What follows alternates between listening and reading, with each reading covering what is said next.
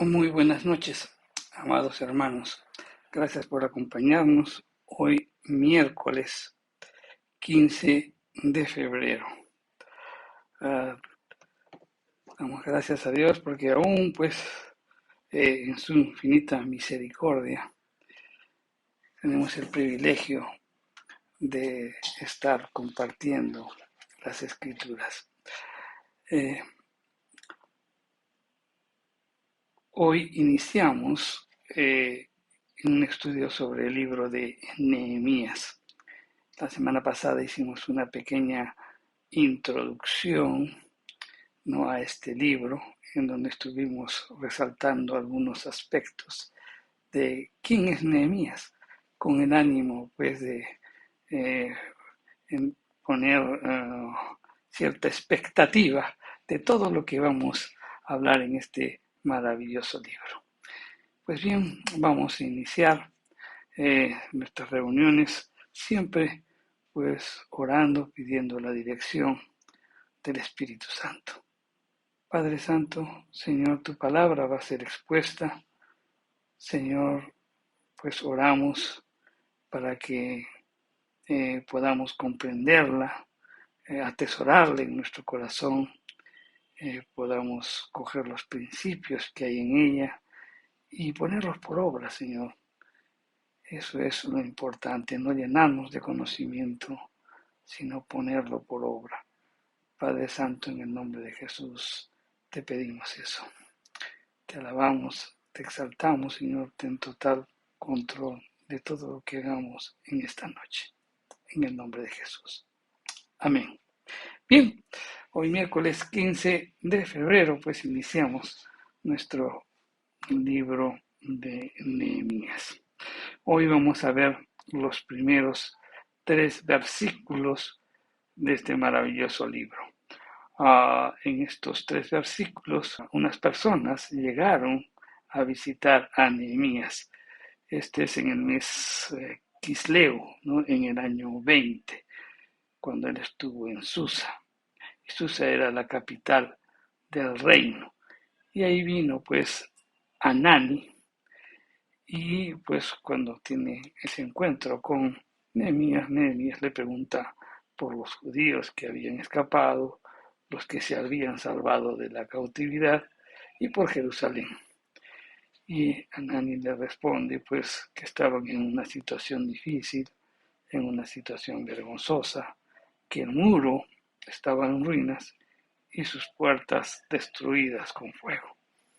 ¿No? Esto es a grandes rasgos lo que dice estos 3 primeros versículos con los que se inicia el libro de Nehemías. Vamos a leer Nehemías capítulo 1, versos del 1 al 3. Y dice: palabras de Nehemías, hijo de Acalías. Aconteció en el mes de Quisleu, en el año 20, cuando, estando yo en Susa, capital del reino, que vino Anani, uno de mis hermanos, con algunos varones de Judá, y les pregunté por los judíos que habían escapado, que habían quedado de la cautividad, y por Jerusalén. Y me dijeron: el remanente, los que quedaron en la cautividad allí en la provincia, están en gran mal y afrenta, y el muro de Jerusalén derribado y sus puertas quemadas con fuego. Bien, vamos a entender un poquito esta historia que nos permita tener claro el mensaje. Y sobre todo, como dijimos, hay que coger el principio de esto, de eso se trata, no coger las enseñanzas, ¿no?, en las escrituras. El mes Quisleu es el 9º mes. No nos olvidemos que los judíos se llevan o se guían por el calendario lunar, ¿no? Este mes comenzaba más o menos en el mes de noviembre. También se menciona el año 20, ¿no? Comprobaciones arqueológicas confirman pues que este año fue el reinado del rey Artajerjes I. También se menciona la ciudad de Susa.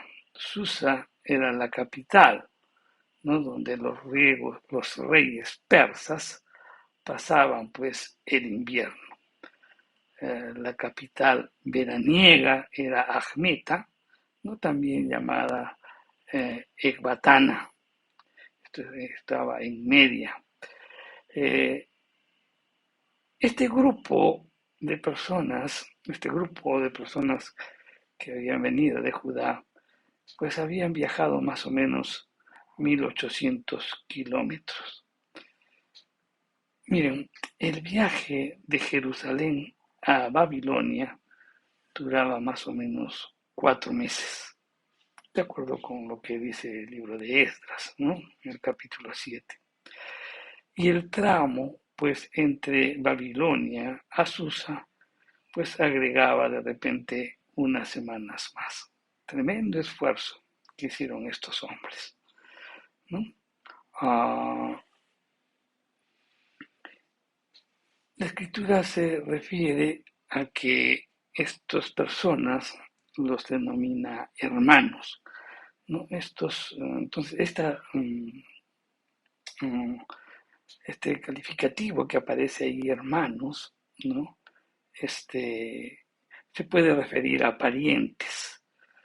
Pero más adelante vamos a ver que en el capítulo 7, en el verso 2, sugiere que Anani, la persona que fue a entrevistarse con Nehemías, fue un hermano consanguíneo de él, ¿no?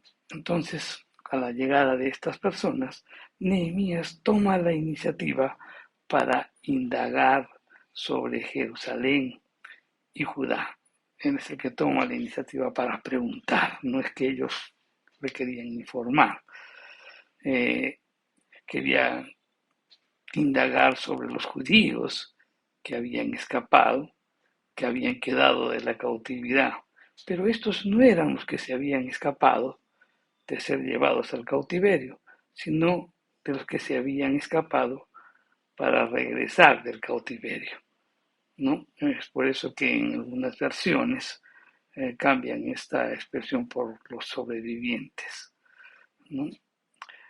Y la provincia de Judá, pues en ese momento estaba bajo el dominio del imperio persa. En las expresiones que dan estas personas indican de que el muro estaba derribado, ¿no? Entonces eso implica que no estaba totalmente destruido, sino que estaba llena de repente de brechas, ¿no? Que lo habían debilitado este muro. La reacción que tuvo Nehemías, que está en el verso 4, que lo vamos a ver la semana que viene, sugiere pues que el informe que recibe Nehemías como que lo toma pues por sorpresa. Entonces eso implica que debería referirse pues a una destrucción reciente y no a la destrucción que hicieron los babilónicos en el año 586 antes de Cristo. Hacía ya más de 140 años cuando pasó este incidente. Hay que recordar, por ejemplo, que en el reinado de Artajerjes, los judíos habían pues intentado reconstruir los muros de Jerusalén. Y ese proyecto fue detenido con poder y con fuerza. Si Esdras, en el capítulo 4, en el verso 12, se refiere pues a los que regresaron de Judá con Esdras en el año 458 a.C., pues la intención violenta a que estos se estaban refiriendo se dio pues poco antes de la llegada de Anani, ¿no? A la casa a la visita que realizó a Nehemías en Susa. En esta época, los persas, para evitar rebeliones, casi no permitían, pues, que las ciudades de sus provincias tuvieran murallas. En toda Siria y Palestina solo habían dos ciudades que estaban amuralladas a mediados del siglo V. Samaria, con todo su esplendor y ser una capital provincial, definitivamente no era una de ellas, no estaba amurallada. No obstante, pues los judíos consideraban que estaban en una gran dificultad y afrenta porque, número uno, acababan de ser humillados por sus enemigos cuando ellos quisieron reconstruir Jerusalén. Y por otro lado, esperaban pues el retorno, que el retorno, que después del retorno del cautiverio, Jehová pues exaltara Jerusalén, de acuerdo con las promesas. Pero, de acuerdo a la condición devastada que se encontraba la ciudad, pues eso chocaba con la fe, no en las promesas de Jehová, porque ellos simplemente miraban externamente lo que sucedía. Pues bien, dicho esto, ¿qué aplicaciones tenemos para nuestra vida de, de estos tres primeros versículos? Miren, lo primero que podemos hacer es reflexionar o revisar un poco los libros de la Biblia que están relacionados con esta época para tener una muy buena enseñanza. Miren, el libro de Esther, ¿no? Todos sabemos que Esther fue un instrumento de la gracia de Dios. Ella fue enviada pues para ocupar el trono de Persia y conmovió de este modo el corazón de su marido, el rey, que permitió Nehemías, que era su copero, volviera a Jerusalén. Nehemías pues comienza la reconstrucción, a reconstruir la ciudad de Jerusalén. Y 25 años después, Zorobabel regresó con unos 50.000 cautivos procedentes de Babilonia, como se relata eso en el libro de Esdras. Bien, entonces primero debería ser el libro para comprender bien la historia, primero debería estar el libro de Esther, después el libro de Nehemías y después el libro de Esdras. Pero en lugar de ello, cuando vemos las escrituras, pues nos encontramos que primero está Esdras, después Nehemías y al último Esther. Entonces, ¿qué nos hace ver esto? Es que a las escrituras no les preocupa solamente la cronología, sino la enseñanza que hay en cada uno de sus libros. En estos tres libros, encontramos pues la historia de la salida de la cautividad para regresar a Dios. El libro de Esdras empieza con la construcción del templo, la restauración de la casa de Dios, pues simplemente es la primera cosa para regresar a Dios. Luego vienen las murallas, ¿no? Y de eso trata el libro de Nehemías, lo cual cubre pues la necesidad de seguridad y de fortaleza. Y finalmente el libro de Esther viene a ser pues la revelación del propósito de todo esto en la vida personal, en la vida o en la aplicación en cada uno de nosotros. Y ese es una luz panorámica de estos tres libros. Primero, entonces Dios va tratando con la restauración. Es importante que tengamos una comunión con el Señor. Después viene la muralla, o sea, nos debemos sentir seguros, ¿no? Protegidos bajo el Señor. Y después entender cuál es el propósito de nuestro llamado. El libro de Nehemías se divide pues en dos partes. Los primeros 6 capítulos tratan acerca de la reconstrucción de la muralla, mientras que el resto de capítulos, hasta el capítulo 13, tienen que ver con la reconstrucción del pueblo. Entonces la pregunta que nos podemos hacer es, ¿qué es lo que simboliza una muralla? Normalmente una muralla pues simboliza la fortaleza y la protección. Todas las ciudades pues se edificaban, ponían murallas para protegerse, ¿no? Y a una determinada o tenían sus puertas y a una determinada la cerraban, nadie entraba, nadie salía. De ese modo se protegían.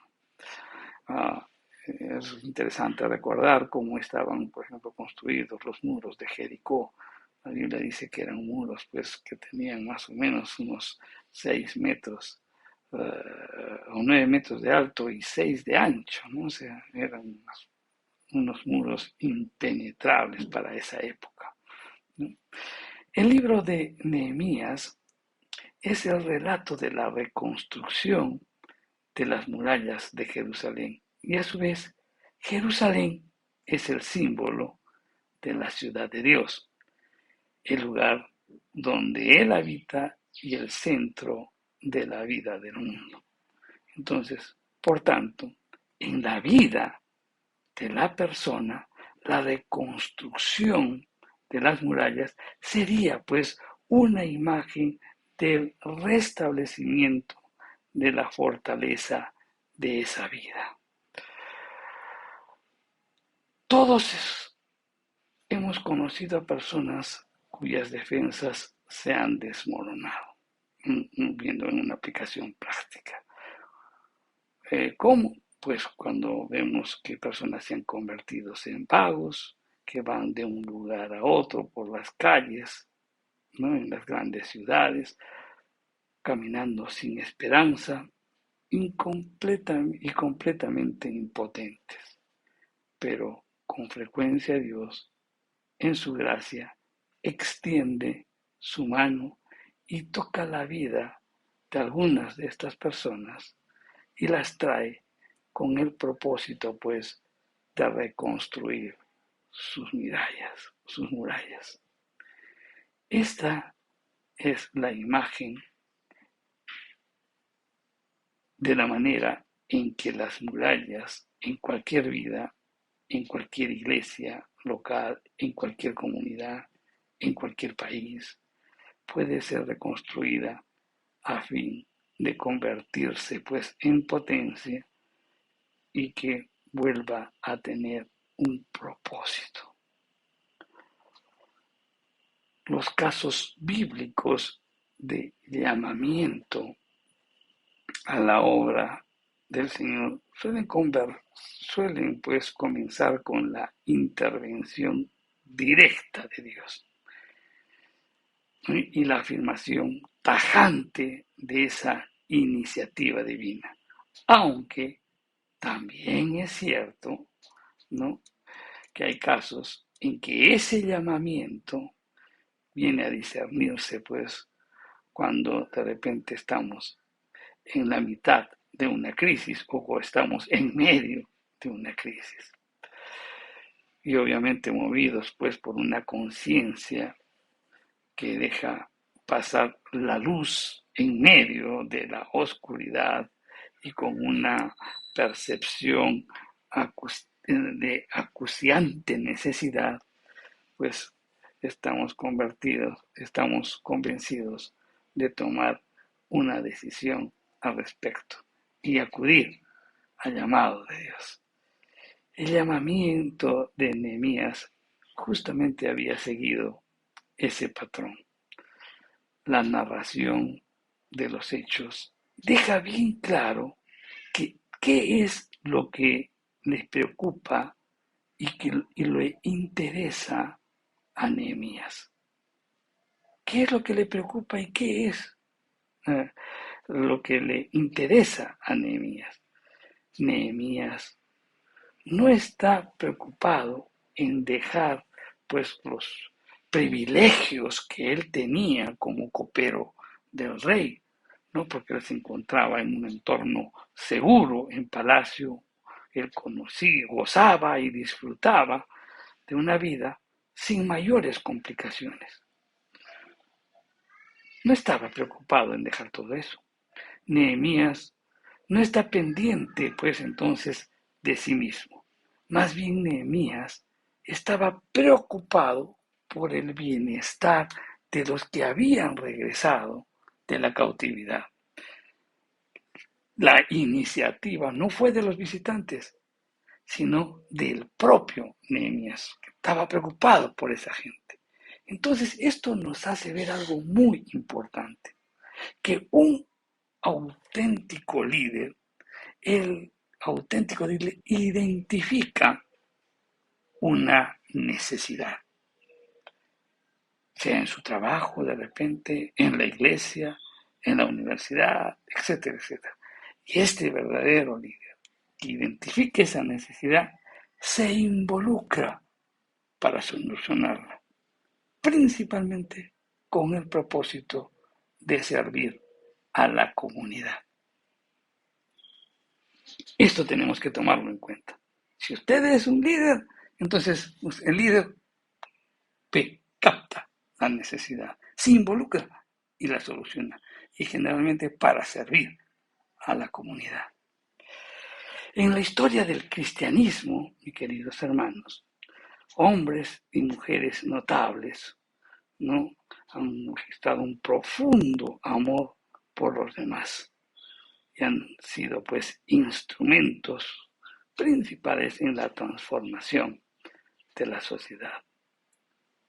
Nehemías vio una necesidad evidente en sí misma y había sido el motivo y la razón de su llamamiento, y que de alguna manera con su intervención podrían creer que Dios no es indiferente pues al clamor de las gentes que están pasando necesidad. Nehemías quería ser ese instrumento. Por otro lado, estos 3 versículos también nos muestran las prioridades de Nehemías, las cuales también tienen que ser nuestras. ¿Y cuáles son esas prioridades? Que las personas son más importantes que las cosas. Las personas definitivamente son más importantes. A veces nosotros tomamos decisiones porque queremos alcanzar algo y no tomamos en cuenta a las personas. Nehemías nos está mostrando que en primer lugar, pues, tenemos que trabajar por el bienestar de las personas. El cristiano ha sido llamado para servir a los demás, para servir al prójimo. La situación de las personas era infinitamente más importante que esos muros caídos, por si acaso. De repente todos piensan, no, había que edificar, darle seguridad. No, era importante, pero ¿por qué? No por la construcción misma del muro, sino por las personas. Estaba más preocupado por las condiciones de vida de esas personas que el estado en que se encontraba la muralla. Así también cada uno de nosotros tenemos que caracterizarnos para estar dispuestos a pensar y actuar en favor de los demás y en dar prioridad a la voluntad divina por encima de nuestra propia conveniencia.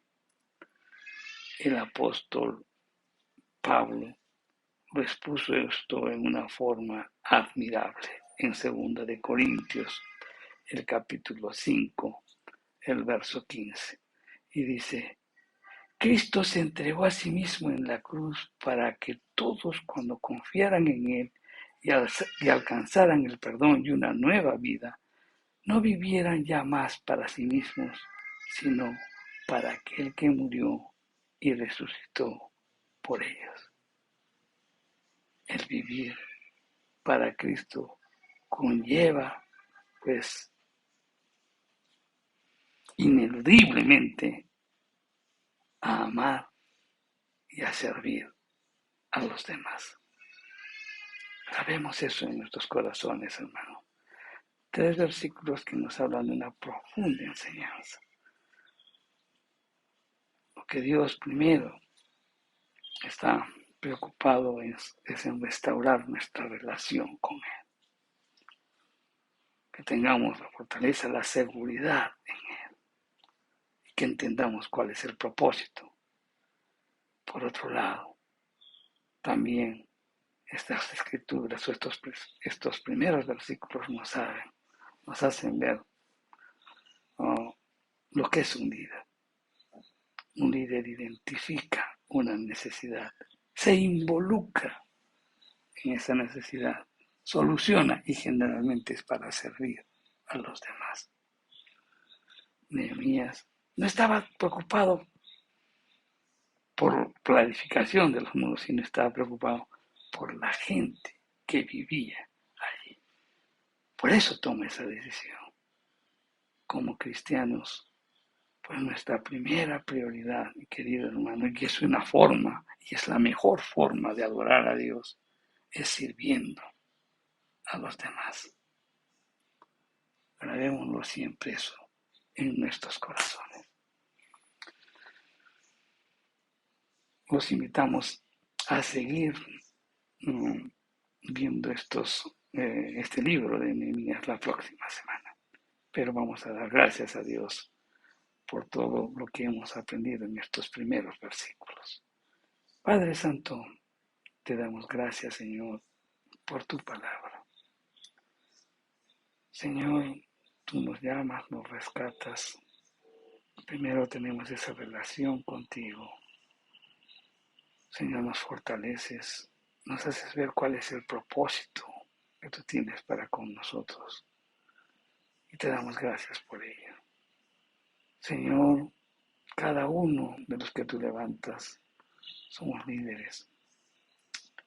Y tenemos que estar pendientes de estar viendo las necesidades. Necesidades que pueden darse en nuestro trabajo, en la iglesia, en nuestra casa. Tenemos que involucrarnos, dar solución a esas necesidades, con el propósito pues también de poder contribuir en algo en la sociedad. Que nuestro corazón siempre sea pues rendido a servir a los demás. Cristo nos dio un gran ejemplo. Ayúdanos, Padre Santo, a tenerlo presente y que podamos estar atentos a cada oportunidad que tú nos das para poder servir a los demás. Te damos gracias, Señor. Te alabamos y te bendecimos. En el nombre de Jesús. Amén. Te esperamos, mi querido hermano, la próxima semana para seguir con este estudio del libro de Nehemías. Dios te bendiga.